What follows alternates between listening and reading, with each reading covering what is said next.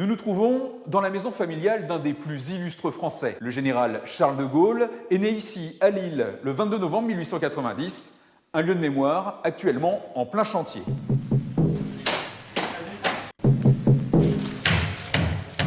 C'est la bataille de France et c'est la bataille de la France. La rénovation, de grande ampleur, vient tout juste de débuter dans cette grande demeure bourgeoise de la fin du 19e siècle. On démarre par l'installation du chantier.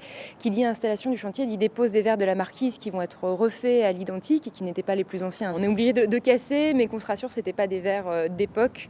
Ils avaient été remodifiés par la suite. Charles de Gaulle est né dans la maison de ses grands-parents maternels à Lille. Les travaux visent à consolider la structure de la bâtisse, aujourd'hui gérée par le Conseil départemental du Nord. La volonté est aussi de restituer de façon encore plus fidèle le style de l'époque.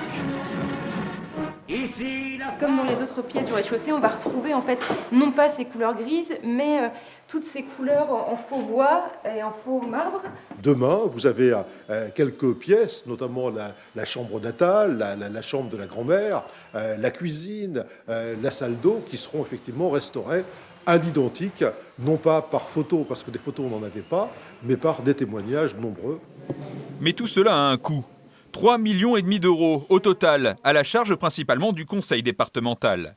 Un appel aux dons et au mécénat privé a été lancé en décembre via la Fondation du patrimoine. Mais à ce jour, à peine 6 000 euros ont été collectés sur les 250 000 espérés. Je ne suis ni inquiet sur la souscription, ni inquiet sur le financement des travaux. Ce sont nos racines, c'est la volonté de protéger un patrimoine, d'en profiter, d'en bénéficier, de faire en sorte que ce patrimoine y contribue aussi à forger notre culture et puis de le transmettre effectivement aux générations à venir.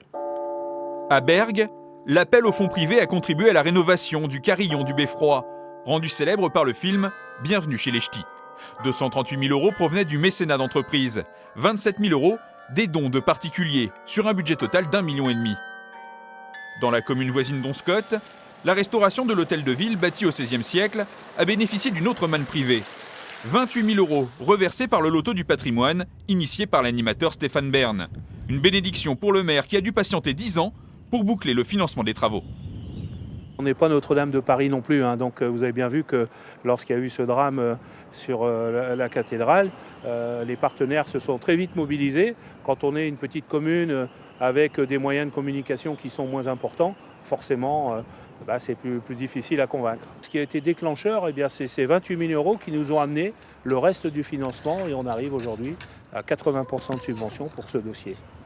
En effet, quand une commune est propriétaire d'un bâtiment inscrit aux monuments historiques, les subventions publiques ne peuvent pas dépasser 80% du financement des travaux de rénovation.